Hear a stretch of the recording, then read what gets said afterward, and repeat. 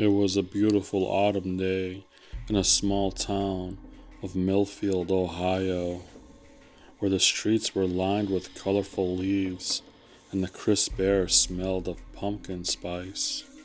But for 17-year-old Lily, the day quickly turned into a nightmare.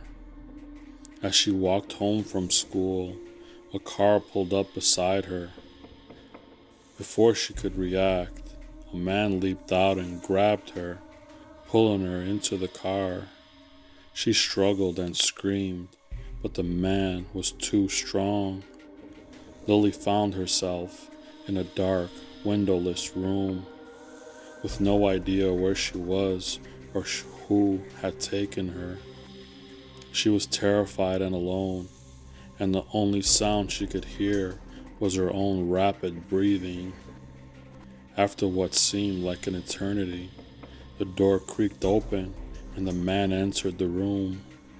He was tall, with a scuffy beard and piercing eyes that seemed to look right through her. "Hello, Lily," he said, his voice low and menacing. "I'm sorry to have to do this, but I need you to cooperate with me. If you don't, things will get very, very unpleasant."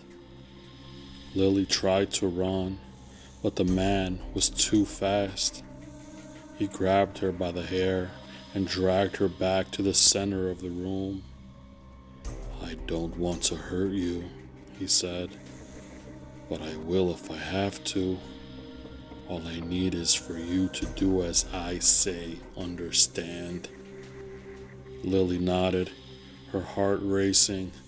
She had no idea what this man wanted from her or why he had taken her, but she knew she had to do whatever she could to survive.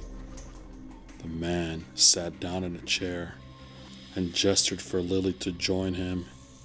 She sat down hesitantly, still shaking with fear.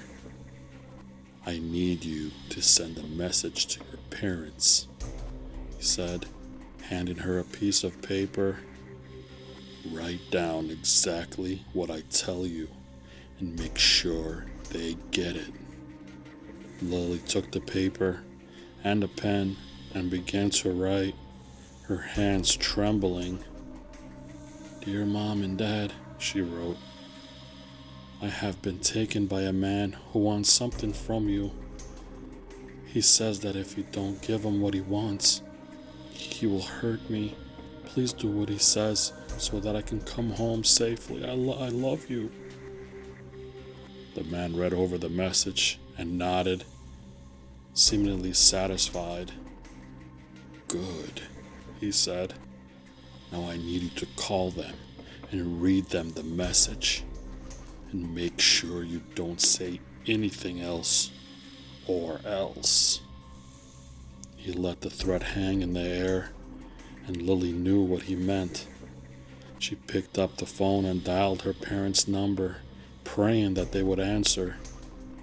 When her mother picked up, Lily read the message as instructed, her voice shaking with fear. Her mother sounded panicked and asked to speak to the man, but he refused. "I will contact you again in 24 hours, he said. "If I don't hear from you by then, things will get very bad for your daughter." With that, he hung up the phone and left the room, locking the door behind him. Lily was left alone once again, her mind racing with fear and confusion. She had no idea what this man wanted from her or why he had taken her, but she knew that her life was in danger. The hours ticked by slowly. As the night wore on, Lily's fear only grew. She was hungry and thirsty, but the man refused to give her any food or water. She began to feel weak and dizzy, and she knew that she couldn't hold on much longer. Just when she thought things couldn't get any worse, the door creaked open once again. And this time, the man was holding a large knife. "Time's up," he said, his voice cold and emotionless.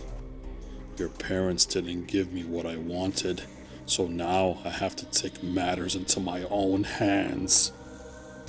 Lily screamed and tried to run, but the man was too fast.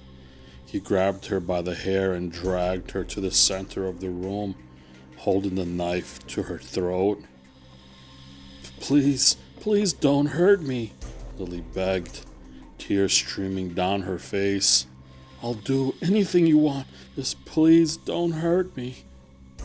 The man just laughed, the sound echoing off the walls of the small room. "It's too late for that," he said. "You should have cooperated when you had the chance." With that, he plunged the knife into Lily's chest, and she screamed in agony. The pain was unbearable, and she could feel her life slipping away. As she lay dying on the floor, Lily couldn't help but wonder what had led this man to do such a horrible thing. Was it money, power, revenge? She would never know. For as her vision faded and her breaths grew shallow, she slipped into the darkness of death. The man stood over her lifeless body, a twisted smile on his face. He had gotten what he wanted, and now he could disappear into the night, leaving no trace of his evil deeds behind. But as he turned to leave the room, he heard a faint whisper behind him. "Hello, Lily," a voice said, low and menacing. "I'm sorry to have to do this, but I need you to cooperate with me. If you don't, things will get very unpleasant." The man froze, his heart pounding in his chest. He turned around slowly, but there was no one there. Suddenly, he felt a cold hand on his shoulder, and he spun around once again. This time, he saw Lily standing before him, her eyes dark and empty. "You shouldn't have done that," she said, her voice barely above a whisper. "Now you belong to me." With that, Lily reached out and touched the man's face, and he screamed in terror as he felt his soul being ripped from his body. The man fell to the ground, lifeless and empty, while Lily stood over him, her eyes glowing with a dark, otherworldly power. And so it was that the small town of Millfield became the site of a gruesome kidnapping and murder, a crime that would never be solved. Those who knew the truth whispered of a vengeful spirit, a young girl who had been taken too soon and who refused to let her killer rest in peace.